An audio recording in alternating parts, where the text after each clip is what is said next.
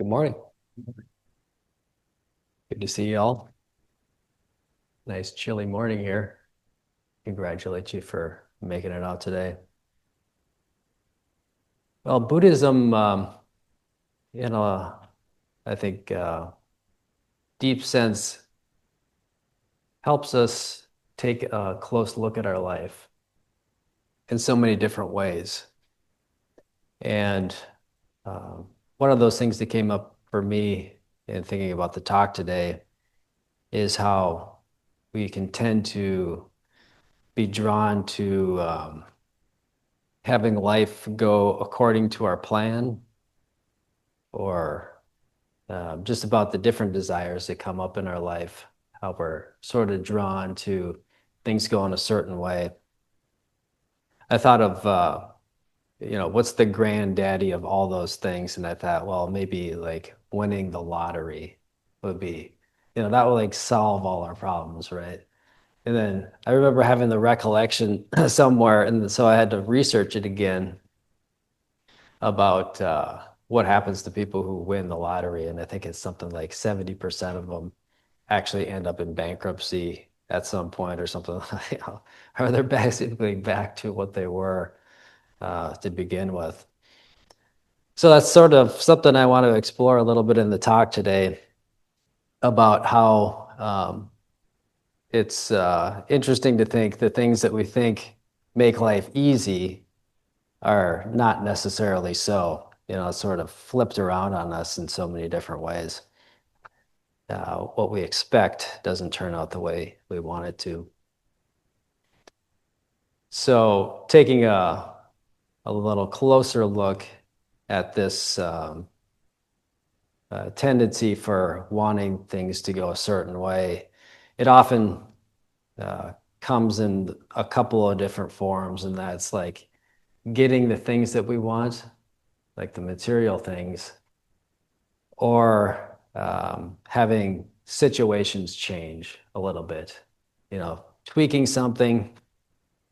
We had the chance, my wife and I had the chance to go to a concert last Friday, yeah, Friday. And I don't know, what was the temperature Friday night? It was windy too. It was like, was it below zero? I think the wind chill was definitely dipping down there. So we got to the church. It was Bach cantatas. There's like a Bach series where he focuses on the Christmas season for this particular piece. But we got to the church like about when this is basically my fault. I was like, well, we got plenty of time. But so we showed up there right at when the concert was probably about to start. Of course, the whole parking lot's full. And then, so since the parking lot's full and since it's like below zero and it's windy, the closest place to park is about 3 blocks away. So, you know, this thing that's going on about this is not ideal. I wish it was something else was definitely coming up for me. Uh, and it does for all of us in different situations. But that really boils down to a sense that we have that, this is happening, but there's something else that is more desirable. And then we perhaps get more familiar with Buddhism and learn about these things. And then we take up a meditation practice and we'll be sitting, and then we can see how much thinking comes up, this dynamic of wanting things to be a little bit different. And, we sort of recognize, yeah, there's something going on here. It's almost a bit tiresome to see this thinking happening, pretty continually. But I think it's good for us to recognize that thinking is not the adversary. We could come up with an idea. Well, maybe we could get a lobotomy or something like that. And obviously, that's we know that's not a solution. So, thankfully, Buddhism points at more of a gentle practice, a compassionate way of understanding what's going on here. And even if we could stop thinking, we would still be fooled by thought. If somehow we could just sort of blank our mind or something like that, there would still be this, I think underlying that would be a compelling sense that there is still this kind of something better. There'd still be a notion of, wanting to sort of negotiate. We wouldn't be understanding kind of the confusion that goes along with grasping after ideas and attributing truth to this idea of how it is and how uh, we would rather it be. So the Buddha, in his quest, was looking for something more natural for us to actually understand the source of difficulty that comes up in life. Because ultimately, I think in our attempt to try to find ways to make things easier for ourselves, we're just trying to find a way to settle down, to find peace, really. But the Buddha found that when we distract ourselves, that's actually difficulty itself. So, in a lot of ways, um, like I was saying before, it can seem a little counterintuitive. We entertain ourselves and distract ourselves, and it seems like it's making things better or that's what we want. But the Buddha is pointing us to, just a quiet insight here that this distraction is actually, there's something uneasy that comes right along with that. Not to judge that too much, but just to notice that. So the Buddha is, in his teachings, always recommends that we turn back towards our life, which has a little bit different flavor of this. This is how it is, and I would rather it be somewhere else, something else. The Buddha's emphasis was, let's take a close look at our life, really have this intimate look at what's happening in our life. There's a story that I read recently from the book Hidden Lamp. It's just a quick story here that I wanted to bring in. And this is um, a story about a Zen convent. So it's an interaction between a nun, an elderly nun, and a servant there. I'll just read through this real quick. So Chiyono was a servant in this Zen convent who wanted to practice Zazen, or sitting meditation. One day she approached the elderly nun and asked, I am of humble birth. I can't read or write and must work all the time. Is there any possibility that I could attain the way of Buddha even though I have no skills? And the nun answered her, This is wonderful, my dear. In Buddhism, there's no distinction between people. There's only this. Each person must hold fast to the desire to awaken and cultivate a heart of great compassion. People are complete as they are. If you don't fall into delusive thoughts, there is no Buddha and no sentient beings. There is only one complete nature. If you want to know your true nature, you need to turn towards the source of your delusive thoughts. This is called Zazen, or sitting meditation. So particularly here, it's that last phrase that I wanted to look at, where the nun is saying, if you want to understand this true nature, turn towards the source of your delusive thoughts, which is a different invitation, perhaps a striking invitation. Why would we want to do that? It seems like we want to, escape those things. And I should mention here that delusive thought is speaking of the nature of thinking where we are attributing absolute truth to what we believe. So we'll have an idea of that other thing that we want, and it'll be quite compelling because, it seems like a true reality. That other thing is something pretty real for us. So the nun is talking about delusive thoughts that we're captured by those. We believe those, and they're delusive. So why would we face delusive thought? And in Buddhism, this is an opportunity to see thinking exactly for what it is. Just see thinking straightforwardly. Don't need to judge it as good or bad. Um, and then I think also the question comes up is how do we see thinking for what it is? And I think it's always been helpful for me to really train my mind back to the importance of practice itself. So we have these teachings that can help us understand how we'll sort of get into counterintuitive ways of working with our life. So the teachings help us get back to what's important, understanding what this delusive thought is. Um, but ultimately, the practice is the core of what the Buddha was talking about. So um, to understand the true nature of thought is to carry out this practice, just return to the breath. So, I mean, there's different ways of studying, but if we sort of get caught in the idea that we need to identify thoughts or label them or have some sort of technique or methodology to sort of root those out or something, we'll be off track.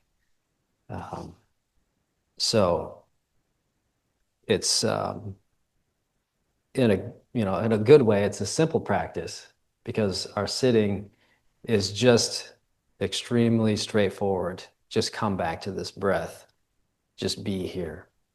We don't need to analyze anything. So there's some pretty deep teachings also, I think, that can help in terms of just studying and understanding our situation. And some of those teachings seem pretty difficult. They seem pretty foreign to us at times. And one of them that I'll mention here, this will be a quote from the Buddha, but I think it's uh, it's the type of teaching that can be extremely helpful in sort of recalibrating how we sort of our baseline assumptions about what's going on. So we have this simple practice of just following the breath. Um, and we'll have a lot of assumptions about thought. And this is what the Buddha is speaking about in this particular passage here. And this is a pretty old teaching here. So he says to his practitioners, any kind of material form, whatever, any kind of feeling whatsoever, any kind of thought whatsoever, internal or external, gross or subtle, inferior or superior, far or near, all thought should be seen as it actually is with proper wisdom thus. This is not mine. This I am not. This is not myself. So the Buddha was saying, any thought whatsoever should be seen with proper wisdom thus. This is not mine. This I am not. This is not myself. So it's probably not something that we run across too often, teaching like this, where the Buddha's talking about thought. And I think ultimately what he's getting at here is if we sit down and we notice, and it's just bare experience, any type of attribute of thought being, this is mine, or this is me, this association that we can often make with the thoughts and so forth. The Buddha is saying that this is not necessarily what is happening.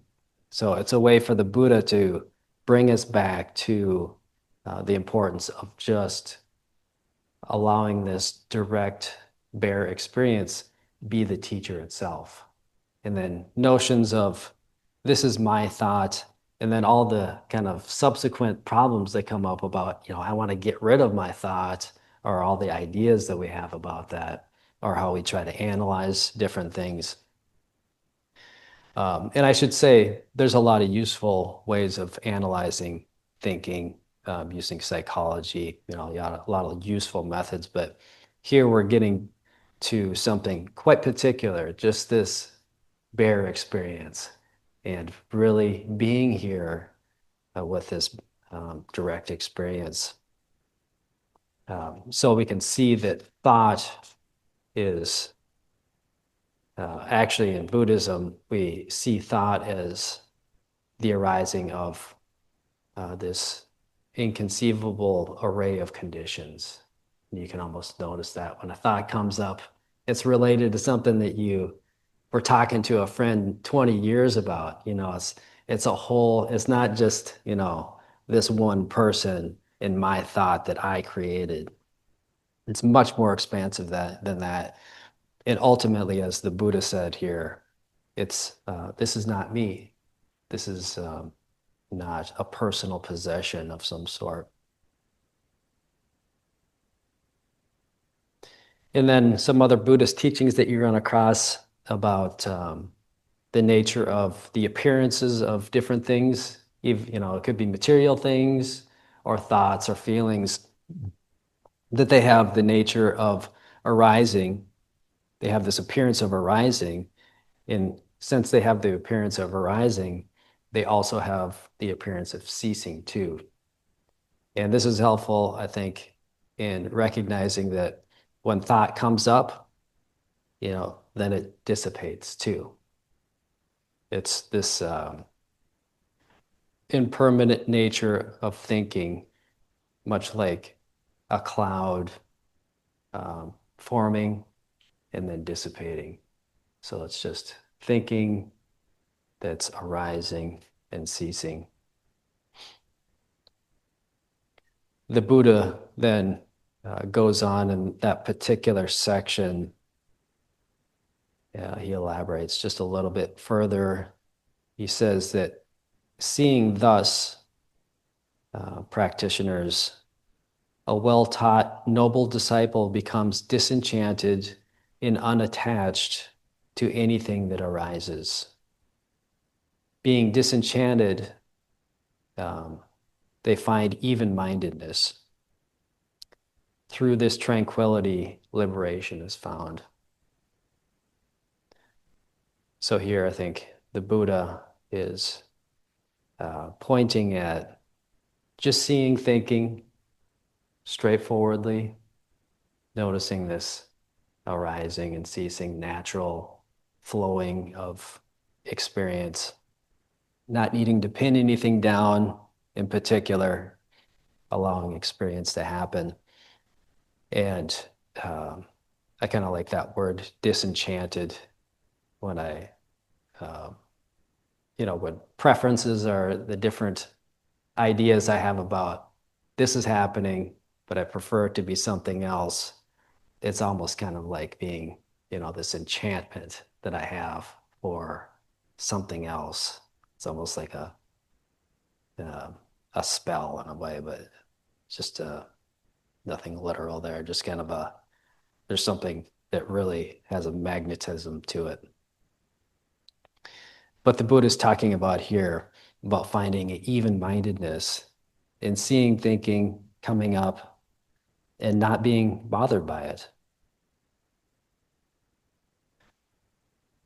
So in meditation, there's just this one thing, to keep things very simple. And it's to take care of our breath. And at the same time, our breath is taking care of us. So very simple and straightforward. So we're continually resuming awareness. And that's not always easy, setting up a sitting meditation, regular schedule, maybe having certain days where we're sitting, setting that up and making that happen, dedicating ourselves to studying this way, or signing up for different retreats. We have half-day retreats and sessions that are a big part of what it is to practice. So, there's a certain amount of energy, and it's not super easy, but it takes some effort. But I think in the end, if we take a look at these teachings and study this a bit, we can see that the path is actually about finding a way of life that is truly at ease. So it's a way to find that even-mindedness. It is it can be a very natural practice too, where we just let thinking drop away of its own accord. It's not that we're trying to control anything or push anything away. So it can be this gentle practice. So that's pretty much all I have. I ended a little bit early. I don't know if anybody has any um, thoughts or comments, questions that came up, or if you have any opinions about the weather. Uh, it comes up pretty quickly. You step out the door and we were hearing the level of crunching snow, crunching and crackling, and it's pretty amazing. But yeah, it's just like the clarity of in the quiet out there. It's like has this electricity to it, which is pretty special too. It's not all bad for sure. Looks like Dave's got a question. Well, slow down the emerald ash borer. Oh yeah, that's right. And wood ticks too, right? Yeah. If the winters are cold enough, it kills off a lot of the ticks that hurt moose and all kinds of problems. Yeah, no matter what you look at, what seems like bad can, uh, there's always some other side to it. It seems like I heard that in a interview. Somebody who was analyzing, or not analyzing, but doing interviews with people who the question was, what were their most influential, sort of powerful life moments as they look back on their life? And surprisingly, many of them are, maybe most of them at the time were quite difficult, as they were experiencing them. But so that is the depth of life, to see this incredible dynamism of what seems like good and bad. You can't really pin any of that down. But yeah, thanks for that. Anything else? We have snow now. We like to cross country ski, so but I don't know if we'll be doing that. That's the problem with the problem now. With I live, it like we'll have it nice and snowy, and then it'll get too. So yeah,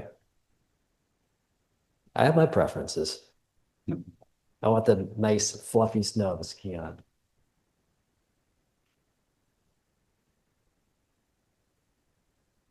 Okay, thank you.